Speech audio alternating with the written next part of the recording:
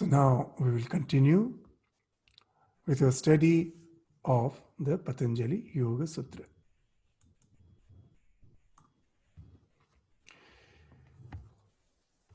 Om Yogena Chittasya Padena Vacham Malam Sharirasya Cha Vaidyakena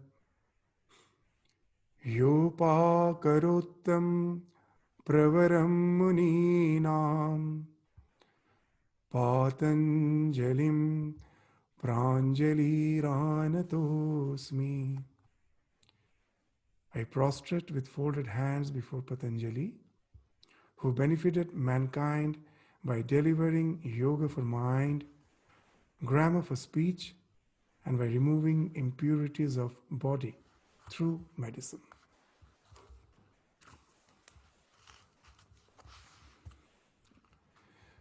So in the last class, we were studying the 18th sutra of the first chapter, which enunciates, which describes the asampragyata yoga.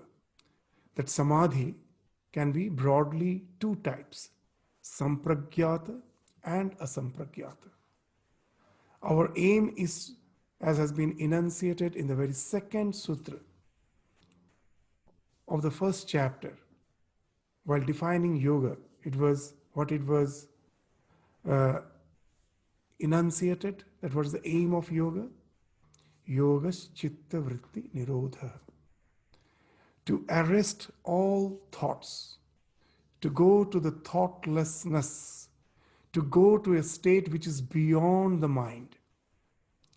As long as I am within the domain of the mind, I am bound to see this phenomenal existence, and that appears to be the tangible reality for me. In no way I can be convinced of the fact that it is a projection. It's not the absolute reality. This flow we take to be real, we cling to it, and it entails all suffering, because we can never cling to the flow. The thing which is flowing, we can never cling. It will pass off. Today we adhere to it with all our attachment, thinking that to be the be-all and end-all of our existence. But that's the nature of Maya. We are deluded by being myopic, by being short-sighted. We get so absorbed with the present, we forget that it is not going to last forever. It is going to pass off. And the clinging, the intense clinging with which we thought we are going to enjoy the world, when everything is taken away from us, it immediately entails intense suffering. And this cycle of happiness and abject misery goes on and on because of our short-sightedness. The scripture is there to just say that there is a state beyond the mind which is changeless, which is, it is always there, that is Sat Swarupa. It was, it is, it will be. There is no change to it. It always is as it is, established in its own glory as the conscious principle. It's only our delusion when we get associated with the mind and take the projection to be the reality that all the suffering comes. So in the very second sutra, that's why the aim of the yoga was enunciated as chitta vritti nirodha. That I think myself, my mind is the self. I can never think something beyond the mind. At present, mind is the ultimate conscious principle. But the scripture is there to assert that mind is appearing to be conscious because of its association with the conscious principle. We have to go beyond the mind. to really get established in ourselves. Now we saw that the process is what? Samadhi. Now what samadhi is it the ultimate aim of yoga? No, we will find that yoga is broad enough to include every type of concentration as samadhi. It started with all our day-to-day concentration for attaining our perceptual knowledge. All the perceptual knowledge, in the subtle domain, all our conceptual knowledge, for everything we need concentration, the focus of mind. That's the only way to attain knowledge. But again, the focus should be properly directed. The focus should lead to the realization. Just a common example which we gave again and again, that suppose we go on discussing with full concentration on the taste of mango. Though we are focused, it is not going to lead us to the knowledge of the taste of mango, because our focus is not properly directed. So it has to be properly directed. What's the proper direction? I have to taste the mango. And then only, and that also when I'm tasting the mango, my focus should be on the tasting. If I am just gossiping with others and tasting, my mind is distracted in all the conversations that's going on, then though I am eating the mango, most probably I will not realize its taste. So focus is must. I should be concentrated. But that concentration should be on the tasting of the mango, not on discussing on the taste. So we will find how nicely yoga, when at the very beginning is trying to enumerate the various process of concentration, it is indicating to the fact. What's the fact? That in the world, all sorts of turmoils, all sorts of misunderstanding, all sorts of dissension is happening because our focus in the name of religion is misdirected. We are all focused to the doctrines and dogmas. We are all focused to the make-beliefs, and we think that to be the be-all and end-all of religion. And that has created all the turmoils, all the tarka, vichara, results from that. So here now yoga ultimately by saying that focus is a must, but that focus should be properly directed. What's the proper direction? Don't look at the projection. By looking at the projection, you can never know that it's a projection. You have to turn within. To give a common example, white light is falling on the prism. And the prism, on the white light on falling on the prism breaks into the spectrum. The spectrum is a projection. As long as I am looking at the projection, I can never know the reality. For me, the spectrum is the reality. Remove the prism, suddenly the spectrum disappears. Then has everything disappeared? No. The spectrum has merged in the white light. The white light which was falling on the prism to break into the spectrum, that was merged again into the white light. The yoga says that prism, our mind is like the prism. It is breaking the reality into the spectrum of this phenomenal existence. Calm down the mind, stop it, and then you will realize it is the conscious principle alone which exists. Because of the mind, it was appearing as a spectrum. So the yoga is now saying that turn inwards. Instead of giving attention to the projection, turn inwards. How to get rid of the prism? The prism, the mind, you will find is sustained by the thoughts. If the thoughts are not there, the mind cannot exist. That's why the thoughts have been nomenclatured as vritti. Vritti actually doesn't mean the thought waves. It never means the thought waves. The real literal meaning of the word vritti in Sanskrit is profession. That what's the doctor, a doctor, engineer, their profession is to treat the patient or construct a bridge, whatever it is. So what that profession means? The profession means that by which I sustain myself. A doctor sustains himself by his profession. An engineer sustains himself or herself by his or her profession. A teacher, a lawyer, whatever may be the profession, that's how we sustain ourselves with that. So you'll find in yoga, the words which has been chosen are very significant. For the thought waves, the word vritti, which actually means profession, has been chosen. Why? That as our profession sustains us, similarly the chitta, the mind stuff, is sustained by the thoughts. If thoughts are not there, the chitta is not there. The chitta will be resolved again back to its original constituents, into avyakta. It will go back to its unmanifested state. So it is the thoughts which sustains the mind. That's why they are called vritti. That's the profession of the mind. And if I can get rid of it, the prism falls off. And then only the projection falls off. Then I realize what I am. Then I find I was always the white light, the conscious principle, without any change.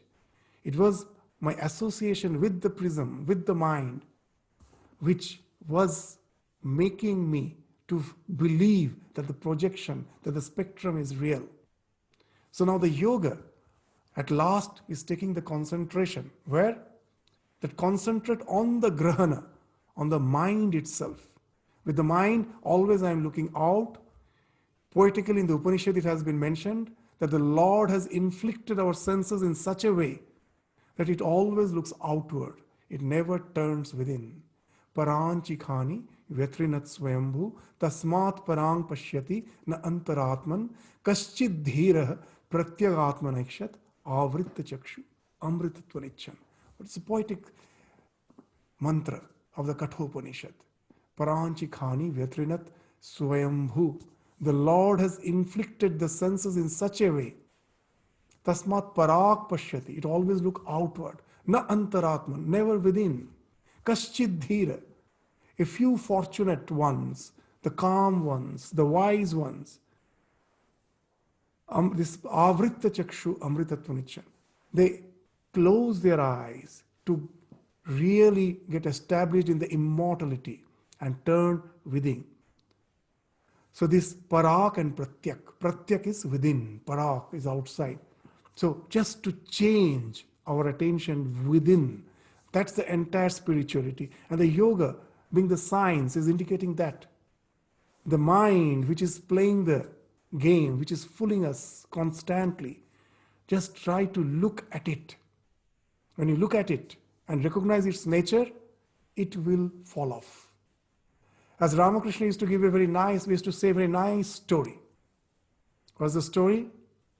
That one day the children were all playing.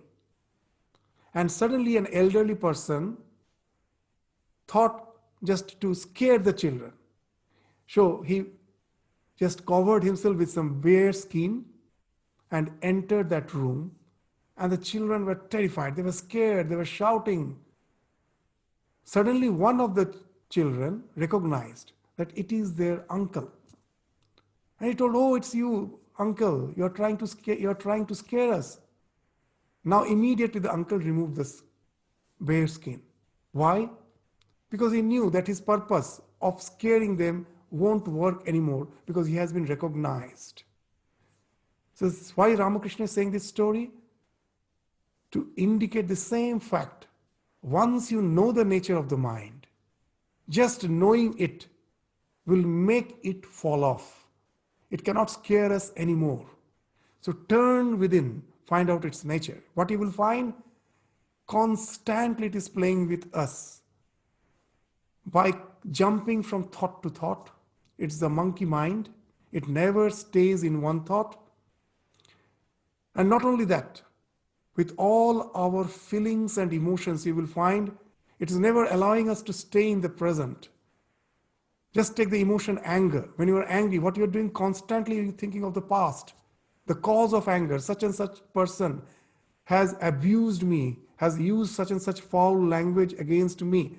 That's what I am recapitulating, recollecting, remembering. That has happened in the past. I'm going back to the past. Not only that, I'm going to the future. I am just now thinking that when tomorrow I meet him, today I didn't have sufficient words to tell him what all things I will tell him. So you will find that any emotion needs the past and the future to get fueled. So these are the nature of the mind. So that's why in the present day, so much importance is given to mindfulness. Be in the present. Past is not in our hand. The thing which has happened. By thinking of it, we cannot change it. Future is not in our hand. Just by thinking that let everything be good, it never happens. The future takes its own course, but we go on worrying needlessly. Stop those two things. Be in the present. If anything is in my control, the present. What I do with the present moment is fully in my control. So yoga says, with the mind, be in the present and try to get rid of the vagaries. It can be done by focus, by selecting one particular thought I can concentrate, or simply by mindfulness. If I can do that, that will take me to the state of Ananda Sampragyata. Suddenly you will, when the mind, all the thoughts attenuates, at last the thoughts become very feeble, is almost not there. The mind has become placid.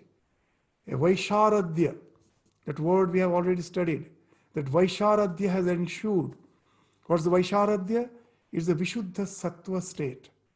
In meditation, what happens? You will find either the mind is becoming Rajasic, very much active, that is Rajas.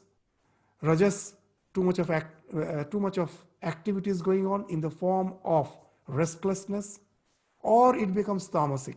You sit down for meditation, it goes to nice sleep. Sometimes we think, oh, what a nice meditation I had. That is tamas. The real meditation is Vaisharadhya, where that rajas you have got rid of, tamas you have got rid of, you are extremely alert, but the mind is not wavering. It's not jumping from thought to thought. The monkey mind has become quiet, but at the same time, it is alert. And then a wonderful thing happens. For the first time in life, suddenly we will experience a wonderful bliss has ensued. Why that? From where that ananda comes? For the first time, a let go has ensued. We are always carrying the backpack of all our worries, tensions, thoughts, which we can never get rid of. For the first time, through the practice, you got rid of that. You got rid of that backpack, and suddenly you feel, oh, what a relaxation. That let go gives that sense of bliss. That adhyatma prasada comes from that. There's only bliss. Everything has fallen off. And once through meditation, we start getting habituated in that blissful state. Now I start witnessing it. At the first, I get totally absorbed in that bliss, but gradually, as I get habituated with that blissful state, I can separate myself from the bliss, as if I am witnessing the bliss. And that amness is asmita, which is different from ahankara. At present, my amness is always linked with something, that is ahankara. I am enjoying the delicacy. So here the delicacy is linked with your amness. I am talking. I am sleeping. Everything, this is amness is linked with something at present. When through that, by concentrating on the mind, you go to that state of placidness, adhyatma prasada, then gradually you start witnessing that now this amness is bereft of all the entanglements. It's the pure amness, which is the asmita. This asmita sampragyata. And when you reach that state, you have totally transformed. Why? That we told that You immediately become wise.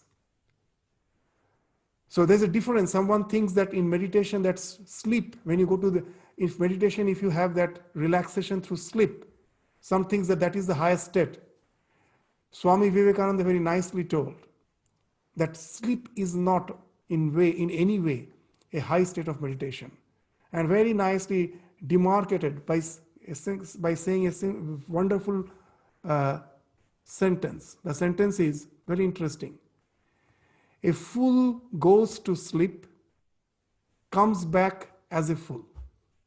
A fool goes to samadhi, into that pure state of amness, comes back as a wise person. So sleep cannot be that state of high meditation. It can give some relaxation, but if you find that your total paradigm has changed, your awareness has changed from coming back from the meditation, and then you can understand that yes, that meditation was something fruitful. It's not ordinary sleep. So how nicely Swamiji is saying, a fool goes to sleep, comes back as a fool. A fool goes to samadhi, comes back as a wise person. So the one who gets established in that pure amness now is wise. Why is wise? That all his biases has fallen off. As long as we are attached to this world, we have so many biases. And those biases never allow us to see the truth as it is. As in the last class, we have given that wonderful example of Ramakrishna. Sri Ramakrishna is saying that two players are playing chess. The third one is the onlooker. And you will find the onlooker is always saying the correct move. The one who are playing are faltering. And you may think the onlooker is an expert player. But now the role changes. The one who was the onlooker starts playing. One of the players becomes the onlooker. And now you will see a wonderful thing. The one who was the onlooker, when starts playing, immediately he or she starts faltering. And the one who was faltering as a player now becomes the wise person. He's saying the correct moves. Ramakrishna is using this allegory to explain the fact that the one who is the onlooker has no bias. The one who is playing, what's there? They're playing. Constantly the fear is there. I may lose. Expectation there is there. I have to win. All these fears and expectation is keeping his mind engaged. A small part of the mind is in the game. Most of the mind is with the expectations, worries, fears. So he can never concentrate. So that's why he's faltering. But the one who is the onlooker, the biases are not there. As he or she is not playing, he can just focus completely on the game, entirely. The mind is completely focused on the game. And as there are no biases, no worries, no expectations, he or she is saying the correct move. So now you will understand, the moment you go to the pure amness, immediately all the bias falls off. Your wisdom becomes full of truth. That's the Ritambhara Pragya. So we may think that's the highest state. So Yoga Sutra, like the mother, is there to take us to the ultimate goal, lest we get stuck up in some milestone. So this is also a milestone. After that, you have to proceed. That's a very high state. But there is a state beyond that, which is very difficult to understand from the present situation. It's just like a small child busy with the toys and chocolates, never understand the joy a scientist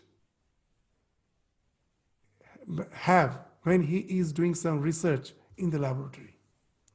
The child is not up to that mental awareness.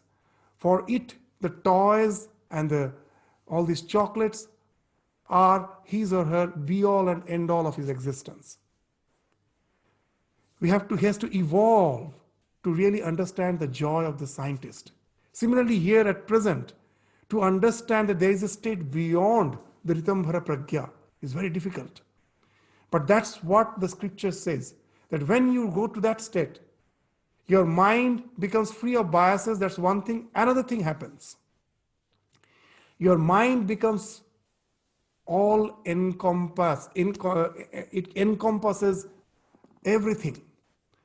It becomes broad. And for that we gave an example that the lady of the house, the housewife, in the morning, she also has to go for work, but before that, she has to prepare food for the child and then have to drop to the school, prepare food for husband, and she's so busy with the immediate activities, immediate responsibilities. The mind is just focused on the activities she is doing. But when she is relaxed, immediately the past crowds in. She starts anticipating the future. The mind's encompassment now gets broader. It is aware of a much more broad spectrum.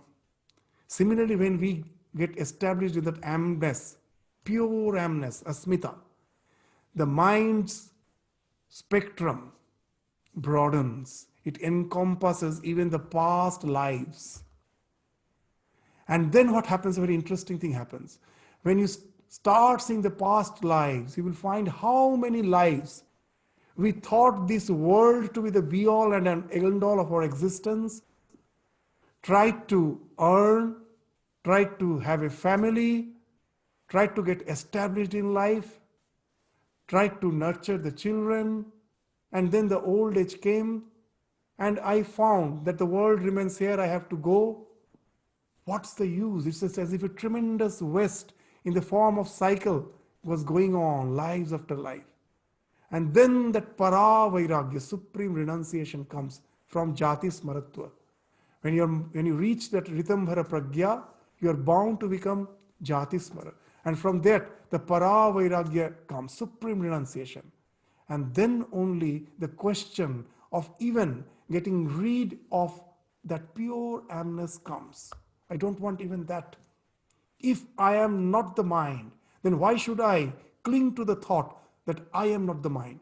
The one who is thinking I am not the mind is the mind. He has to go beyond that. So you get the capability for practicing that virama pratyaya. Let this thought also go off. With the help of this thought, I have stopped all other thoughts. That pure amness. If you are a bhakta with the thought of your ishta, you have stopped all other thoughts. Now it becomes very easy to get rid of that one thought with the help of that supreme renunciation. It can also be melted off. It can also be deleted. It can be restricted. And then you go to the state of asampragyata, where the mind has fallen off, all the phenomenon has fallen off. Now you're established in your real nature, the Purusha, the conscious principle. Now you don't need the prop. The nature was the prop. You thought that without that prop, you cannot stand up. So here you can now, for the first time, you assert your freedom. You find that you never needed the prop.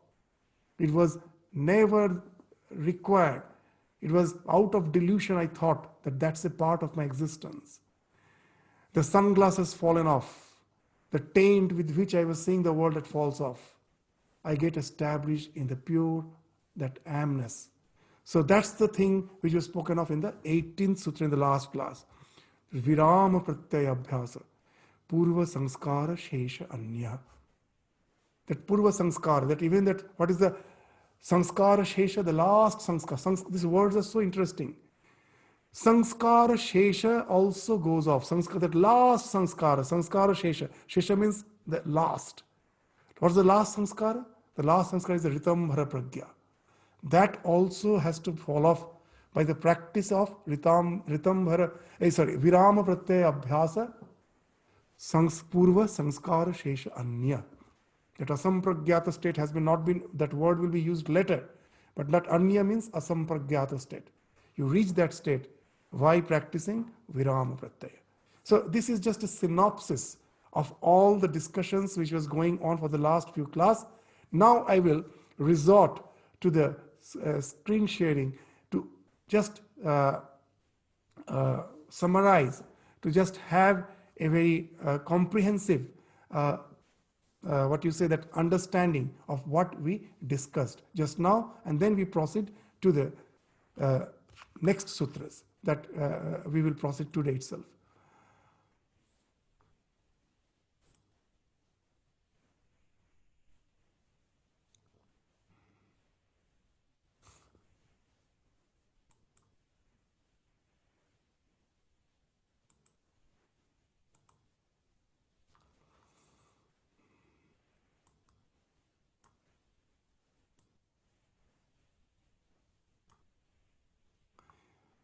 So, the supreme renunciation, which results in even renouncing Ritambhara Pragya, is termed as Para Vairagya. Just now we were discussing. So, we will just read out to just have a comprehensive knowledge of what we discussed. When even Pragyavritti or Viveka Khyati is eliminated, that Pragyavritti, that pure amness, that knowledge which comes out of that, that is the Pragyavritti, that is also eliminated by the practice of Para Vairagya, supreme renunciation. The mind attains a state of total thoughtless or Nirodha. Nirodha means arrested state. This state of absence of experience or awareness is called asampragyata yoga, the ultimate. But know it for certain, for the first time when the yogi goes to that state, he is yet to get established in it. What happens? Although pragyavritti has been eliminated, their sanskaras will remain as latent impressions in the beginning. Hence, this arrested state of mind or nirodha is called savija asampragyata yoga or samskara shesha. So, I think a little explanation is required here. What happens? To understand this point, let us take our present state of mind. I try to keep the mind focused in one thought. As I am a novice in meditation, what I find that though I am able to keep the mind fixed in one thought for some time, again it breaks into various thoughts. That restlessness ensues. Why?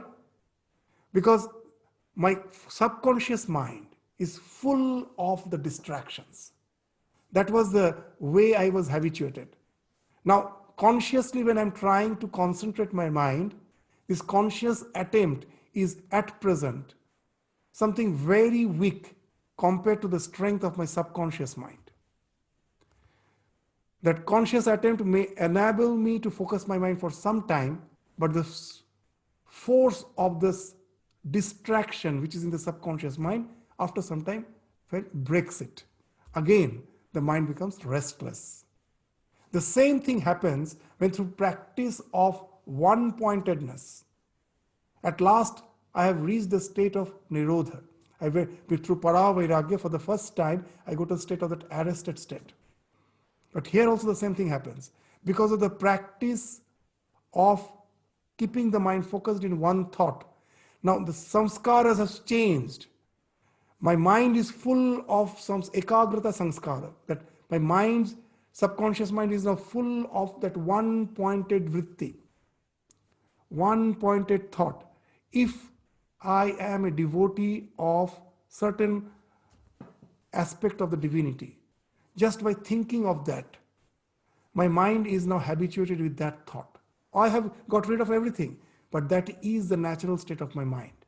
Now, if I can go to the state of asampragyata, as this subconscious mind is very strong, the ekagrata is very strong, it breaks that arrested state. Just now, as the distraction breaks my ekagrata, there the nirodha is broken by the ekagrata. At present, my ekagrata is broken by sarvarthata. These are the words we will come later. Sarvarthata means distraction. At present, my ekagrata is disrupted again and again by sarvarthata. And in that state, the nirodha, the arrested state, will be again and again disrupted by ekagrata. So that's now what happens. Though you have gone to that state, again it comes back to the ekagra state. So that's why Sri Ramakrishna is to say that one who is established in the truth can never falter, can never have false steps. Because though his mind may come down, his or her mind may come down, it won't come down from that elevated state of ekagrata. That has become habitual. Though he is not established in that arrested state, he is coming down, but it won't come down beyond that. So how can he do all sorts of crude things?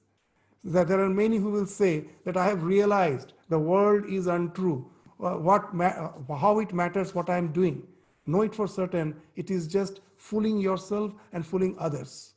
Once you have reached that state of ekagrata, how can mind get engaged in all those crude things? It's impossible. Now the mind is just fluctuating between ekagrata and the nirodha state. It cannot come beyond that. So now what's the sanskara remaining? Only this sanskara sesha is that ekagrata, is that ritambhara pragya. So though you have for the first time went to that state, it comes back. So as it comes back, the mind is still there. So that's why it is called savija. Means the mind still has the capacity to sprout. So that's why it is still with the vija. But what now, if the yogi goes on trying, this sanskara shesha may force the mind of the yogi to come back to the sampragyata state. This return to the plane of awareness is known as vyutthana. Vyutthana means to come back, to again arise. The mind which was arrested again arises up. However, nirodha itself produces its own samskara known as nirodha samskara. The nirodha samskara goes on attenuating the vyutthana samskara. So these terms, the more we go to the terms, it becomes confusion. But if we just plainly discuss, it becomes very easy to understand. So when my mind at present is distracted, somehow through practice, I can focus it for some time. I find what? Again it gets distracted. Then what's the way to stop the distraction? Perseveringly go on practicing, perseveringly go on concentrating. Then what happens? More and more the ekagra vritti, the focus, the one-pointedness, that is becoming samskara. The mind, the distractions are being thrown out of the mind, cleansed out of the mind. More and more, the ekagra vritti is saturating your subconscious mind. So this is the only way to get rid of distraction. In spite of distraction, try again, try again.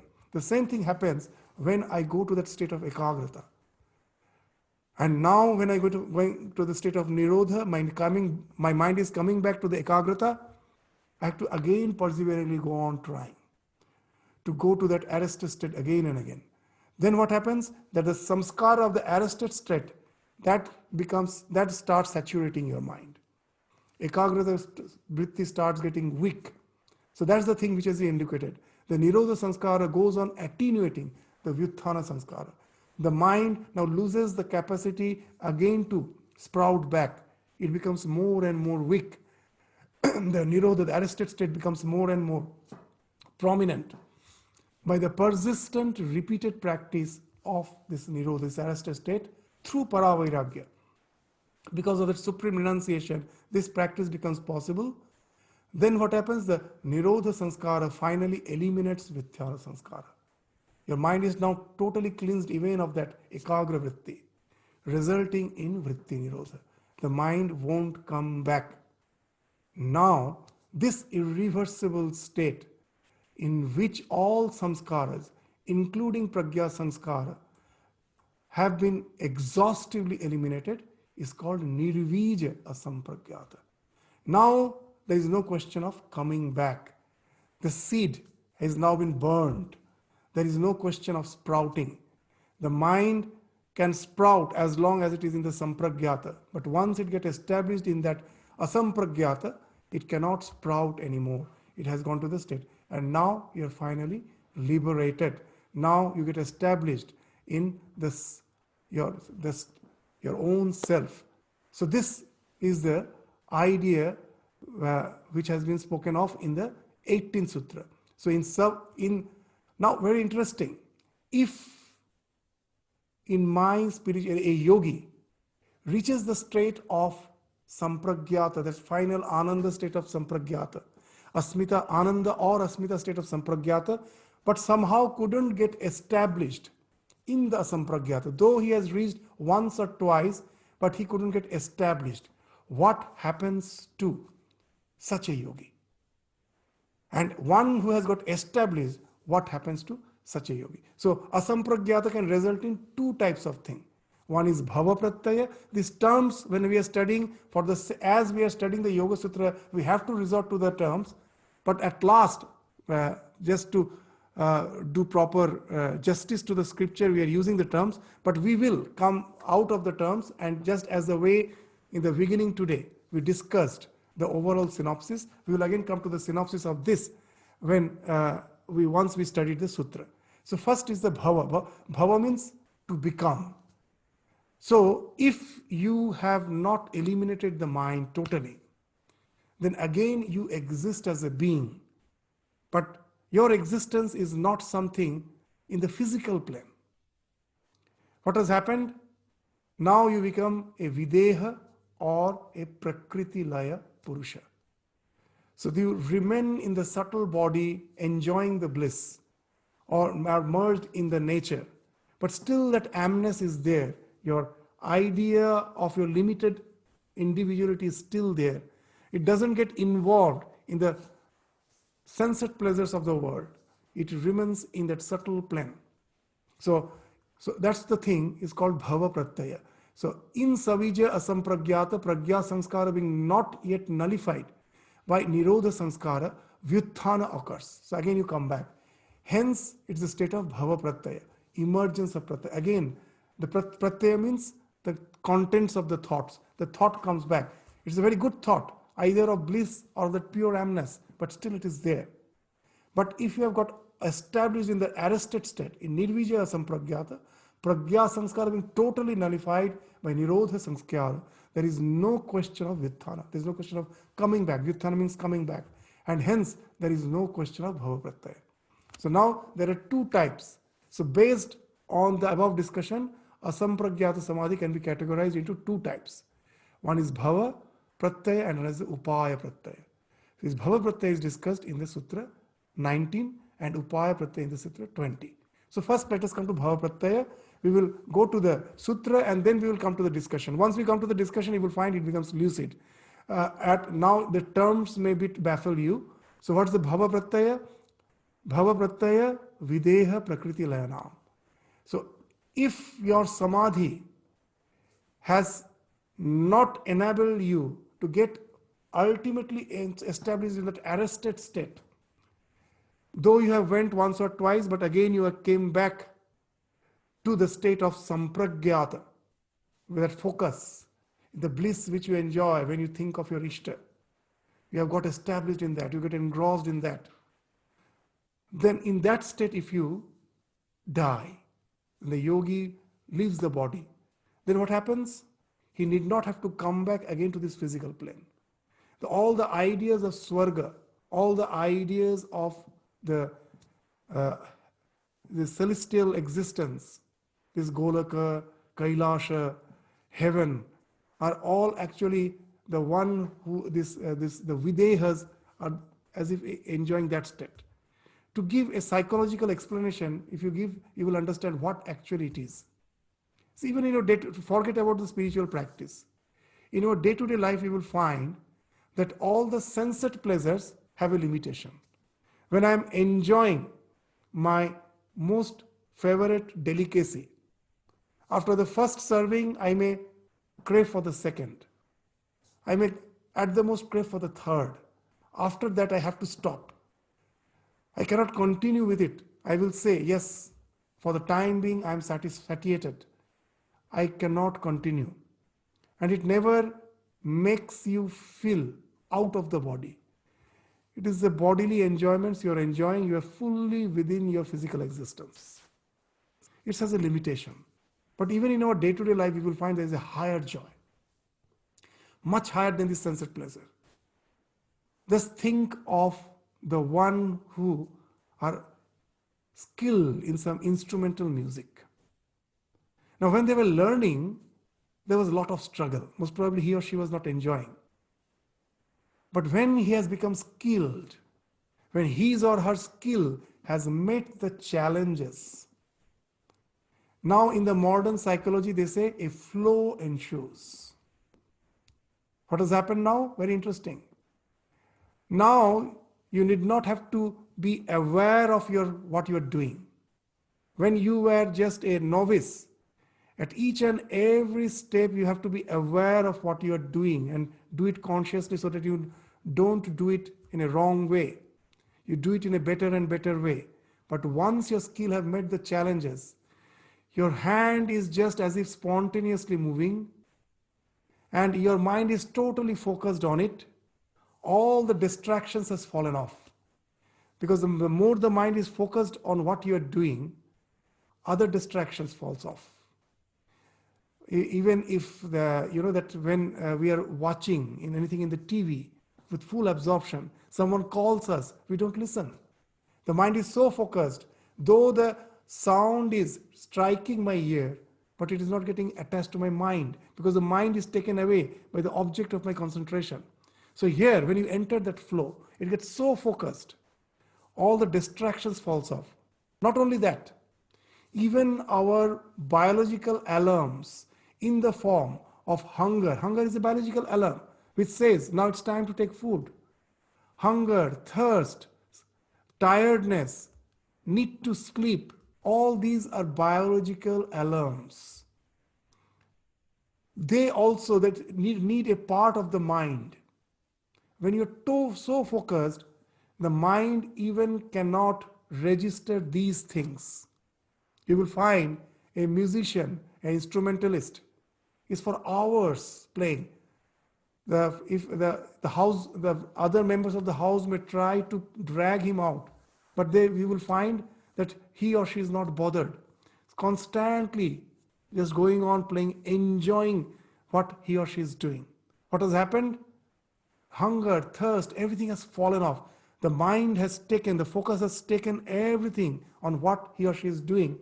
And the bliss that ensues is something far, far superior than all the sensitive pleasures of life, which has a limitation. Here there is no limitation. You go on, continue for hours. The same thing happens with a sadhaka, with a yogi. When he has got established in that focus, by thinking of the Ishta, I get a tremendous bliss by thinking, by contemplating on that Ishta. And that has same way, it has made me forget all the bodily needs. And what happens? This becomes a habitual state of the existence of that person. Just in our present life, as we find that all other bodily needs falls off because of my absorption. So same thing happens after the passing away. When they die, such person who is habituated with this type of contemplation, just by thinking of the desired goal, he is enjoying the bliss that makes him forget all the bodily needs.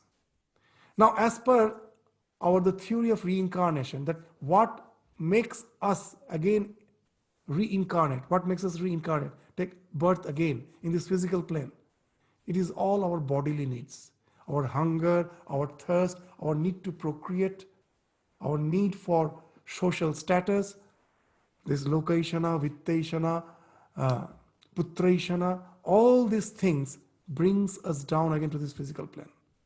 Now that a person who is established in that one thought, enjoying the bliss of it, now all the bodily needs has fallen off. When after the death, there is nothing to gravitate that person down again to the physical plane. So now, though he has not been attained final liberation, he's still with the mind enjoying the bliss, but he can continue with the mind without coming down to the physical plane with the body and continue to exist in that plane. That's the state which has been described as videha, bhava pratyaya. If the content of the thought is still there, it forces you to remain as an individual being. But it is such a high state, you won't come to the physical plane. You will either remain as videha. If you are habituated with the bliss state, then you become videha. And if you are habituated with that amness, pure amness, you will go beyond the bliss and can somehow distinguish the one who is enjoying the bliss and get established in that pure amness. That person becomes Prakriti Laya. So this is being indicated in the 19th Sutra. So that is quite higher state, but that's not the ultimate. Yoga Sutra is there to show us what all potentialities we have. After that, it is up to us, up to our endeavor to till what we just can evolve and want to stay. So here they are saying the state is Bhava Pratyaya is Videha Prakriti Layanam. So those whose Vithana, there is re-emergence, has preponderance of the Ananda, that's the blissful state. They re-manifest as the Videhas. And those whose Vithana is the re-emergence, has the preponderance of Asmita. They re-manifest as Prakriti Laya. So these are the two states. Prakriti Laya means there's the one who enjoys the bliss which is enunciating from that your concentrated state, and it remains there. And one has got even beyond the bliss, but still is holding to the amness. Though he has got beyond the bliss, but still that amness, the idea that I am an individual, this limited being, is still there.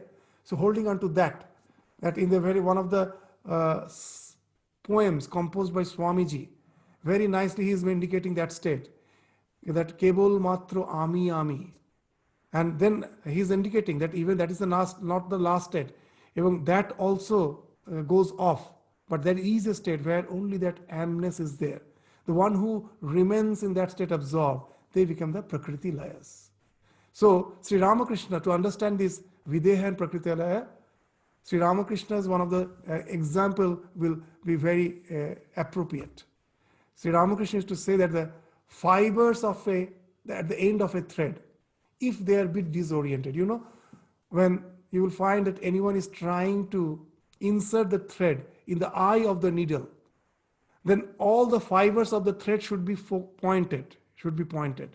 If they are disheveled, if they are just scattered, you can never pass the thread through the eye of the needle. So Sri Ramakrishna is giving that example, that as long as the mind has even a single thought that is bit disoriented, means it has not focused to take you to the arrested state, then you cannot go to the eye of the needle, means it cannot go to the state of that, get established in the state of that asampragyata. So it is a nice, with that today, we will end our discussion with a very nice, interesting story, that as long as we have even a little trace of desire, that I don't want all these sensate pleasures of life, but I want to enjoy that bliss, then still you are stuck up. As Sri Ramakrishna used to say, that nirbashanai mukti, that the moment your mind becomes totally free from all desires, that alone can ensure your ultimate liberation. Even if a little desire is there, you still have, then what happens? There's a chance of vyuthana. Again you come back to this state, this manifested state. So one very nice, interesting anecdote of the life of Ramananda and Kabir. Today I will relate to just explain the fact that even if you have a trace of desire, that will not allow you to liberate. So when Ramanand, the guru of Kabir, in the last phase of his life, when he was ill, sick, he was in his deathbed, he was actually lying on a cot under a mango tree. All the disciples were surrounding him, and he was lying there. And suddenly he declared a very interesting thing. He declared what? That the moment I die, it's an anecdote to explain something. Don't take it very really. Very interesting anecdote. That the moment I die, you all will hear the bells ringing in the heaven.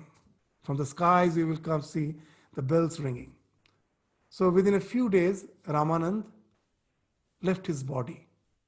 But the disciples heard nothing. And they just thought that most probably it was some poetical statement. It doesn't actually mean anything. But Kabir also was present there. He told, no, our Guru was Satya Sankalpa Purusha. Means whatever he says has to be bound to be truth, bound to be true. And he told that the bells will ring in the heaven, it is bound to ring. Then why it hasn't rung? Because he hasn't gone to the heaven. Kabir's reply was. All the disciples were now angry on Kabir. How can it be? He was such an exalted soul. Kabir told, okay, I will prove it. Now the mango season was over. In the mango tree, only one mango, one ripe mango was there hanging. Kabir, to prove what he has told, got up on the mango tree, plucked that ripe mango, brought it down, cut it into two pieces. The moment he cut it into two pieces, very funny story, a small insect came out from there. Kabir kept that insect between his two fingers and pressed it. The insect died, and immediately all heard the ringing of bell in the heavens. When Ramananda was lying, seeing that ripe mango, one mango in the deathbed, he most probably had the desire to test that mango. And Kabir is the one who understood that he had that desire. So immediately he was born as that small insect. And by that time he has already tested. So no other desire was there. So now when Kabir pressed it, so there was a ringing of bell in the heaven. So it's an anecdote. I don't know how much reality is behind it, but it explains the idea that as long as even that little trace of desire is there, we stay in this limited, in this bound state of how exalted it may be. Still, we are in the state of limitation. As Swami Vivekananda very nicely used to say, a golden chain is also a chain, an iron chain is also a chain. At present, as if we are enchained by an iron chain, the one who is established in that bliss is also enchained. It's a golden chain, but still it's a chain. Still that person is enchained. We have to get rid of both the iron as well as that golden chain. See, what's the purpose of the golden chain? The purpose of the golden chain is not to get enchained, to get chained, to get bounded. What's its purpose? With just another small example I will give to explain what's the purpose. Ramakrishna used to say, suppose you are passing through a forest and accidentally you stamp on a thorny bush and one thorn pierces your skin. So how can you get rid of that thorn? From the same thorny bush, you pluck another thorn. With this thorn, you now pluck out the first thorn which has pierced you. After that, what do? You throw away both the thorns, isn't it? Thorns are, the second thorn, I don't keep it with me. So here, the first thorn is the iron chain, which has pierced you. The second thorn, which you, again, take out from the same bush, is the golden chain. Once you have plucked out the iron chain, there is no need for this. Both has to go. As Buddha used to say, no one carries the raft on his shoulder after he has crossed the river. The raft was there to help you to cross the river. But will you carry the raft on your shoulder after you have crossed the river? Its purpose is done. So why to hold on to it? So that's the idea which the yoga is saying, that the golden chain is also a chain. That this, though is a very high state, don't get stuck up there. There is a state beyond that. For that there is a upaya, there is a way out. So that upaya will be spoken of in the 20th sutra, which we will take up again in the next class. With this, we stop our discussion today. Thank you, Swamiji. Namaskar. Namaskar. Good night. Good night. Pranam, Swamiji. Namaskar. Namaskar.